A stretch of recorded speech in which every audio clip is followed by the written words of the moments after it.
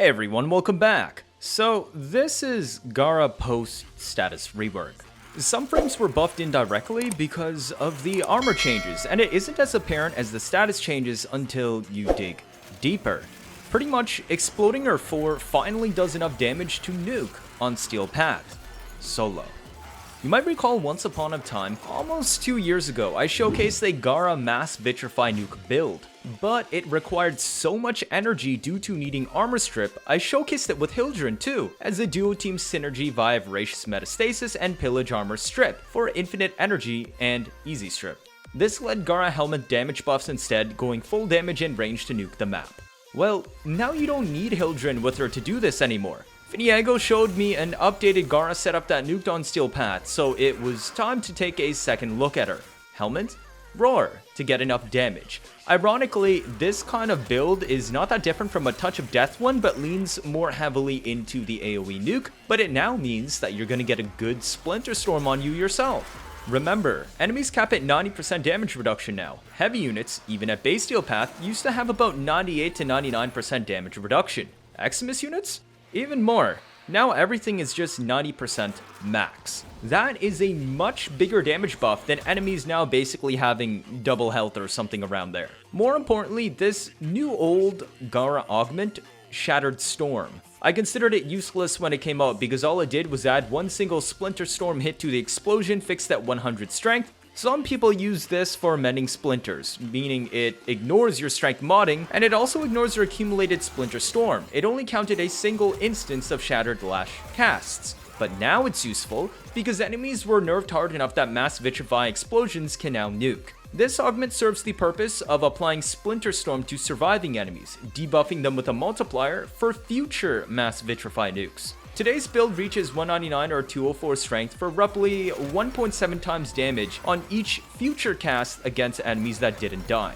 The mass Vitrify explosions can hit about 5 meters underneath you but struggle to hit anything upwards. So the best way to use this nuke is to find a roughly flat tile set, camp in the middle, just cast 4 and 1, 4 and 1, 4 and 1. Keep Roar up as needed and that's it. Watch everything explode. About Acolytes though, since exploding your 4 cannot crit, it is subject to the lower damage cap that Acolytes have, and we mod your 1 differently without crits for this setup because you also cannot crit on your 4, so you will want to bring a weapon to kill Acolytes and not waste energy. For a full breakdown on Acolyte mechanics, I would advise you to check out my Acolyte killing guide at the top right. You might learn something new about how their damage attenuation mechanics work. Okay, let's look at that Gara build. There are 2 variants, a 175 range and a 235 range nuke. Rivens make a huge difference in build options, letting you run a bit lower strength for higher range, but I'll be going Rivenless today. Do note that 235 range nuke has a little bit more energy problems, but is still sustainable. 2 casting speed shards are strongly recommended, and enough duration shards, depending on build, to reach 100 duration at best. Corrosive Projection is our main aura today. We explode enemies often enough, you don't realistically have a way to apply growing power without it being annoying to use. Your 4 cannot proc status when it detonates, but your 1 technically can. If you want a bit more damage and willing to put up with it, you can consider growing power. Strength dips into your 1's hit scaling that is added to your 4 as well as Roar, so it basically dips twice in our DPS nuke calcs. Do note that Shattered Lash by default has 0% status, and you'd have to use an Incarnon weapon to make it proc slash. Okay, so I can tell you that going below 135 efficiency straight up does not work, even with Equilibrium. This is already the risky, more energy demanding version. You cannot fit Arcane Energize because you need multi-augmented dip strength in your 1 and Roar. You need Arcane Fury because it's a 50% total damage increase on your 4's explosion calcs. You cannot bring Nourish because it's much weaker than Roar since Gara's stat sticks already mod almost entirely elementals, since Shattered Lash cannot crit naturally, status or faction damage against the mass Vitrify itself. Whereas Roar multiplies all the elementals we modded. If you still want energy, you'll have to resort to using a Tenet Galaxian with the new Nightwave augment and occasionally panning enemies like this, since each cold proc on each enemy increases chances of energy orb drops, or using a Grimoire Altfire Without Invocation, which is also annoying to use, or use Xeneric, which means you can't use Naramon. So, the nuke.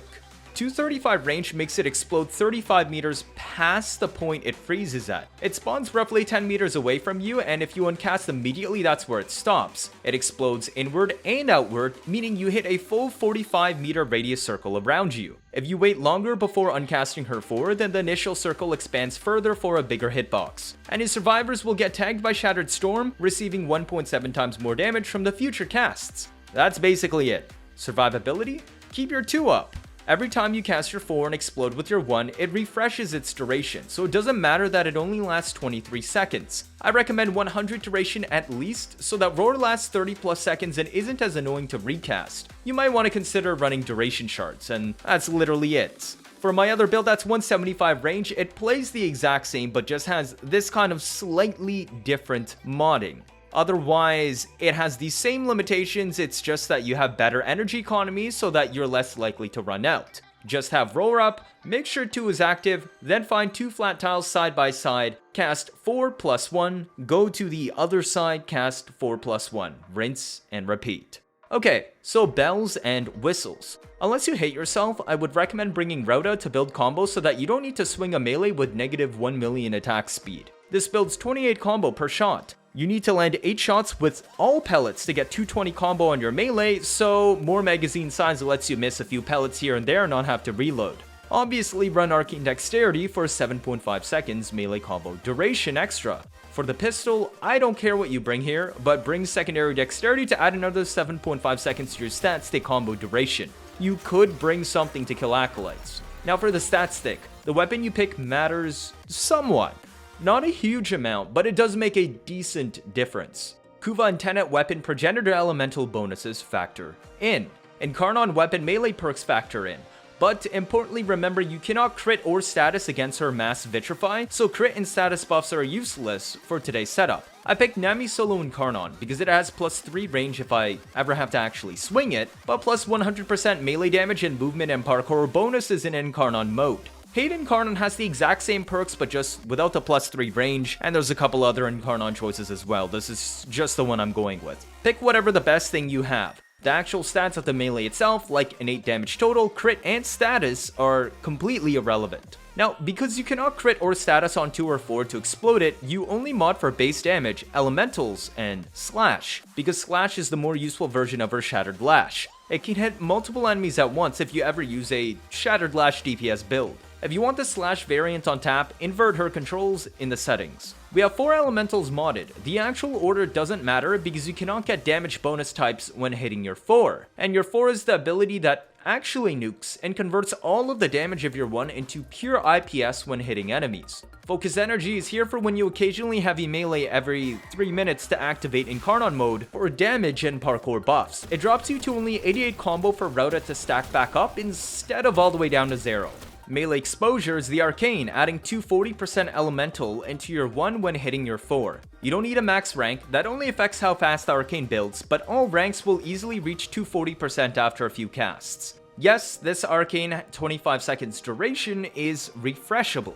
I prefer using Neramon for this build so that I don't have to worry about combo as much. It drops by 5 every 20 seconds, taking 80 seconds to drop to 10 times combo. Combo matters because it increases damage dealt by your pseudo exalt, Shattered Lash. It adds 0.25 times final multiplier per combo multiplier, so a 12 times combo multiplier deals 3.75 times damage. If you want to take Madurai for more strength, be my guest, but it makes the build more annoying to use. Your companion of choice is a Huras Kubro today. Now, it doesn't really matter what you pick, but I might as well pick a Beast companion, so that I can sometimes refresh my melee combo timer with Tandem Bond without me needing to shoot my Rauta itself. The Huras Kubro also can use Stalk, making me invisible when enemies are nearby because casting abilities will not break it. Better survivability for both him and you. Radar so you can see where to nuke next, and Mystic Bond for some cheaper casts. That's it. Cheers! If this is your first time watching, feel free to leave a like or better yet subscribe. Let me know your thoughts down in the comments. 79.5% of you are not subscribed. I'll try my best to get new information out always, as soon as possible. Like I've been doing with the Jade Shadow update. Stick around if you want to see interesting memes and builds on a nearly daily basis. You don't want to miss out on any of that, do you? That'll be it for this video. Thank you all for watching, and see you all next time.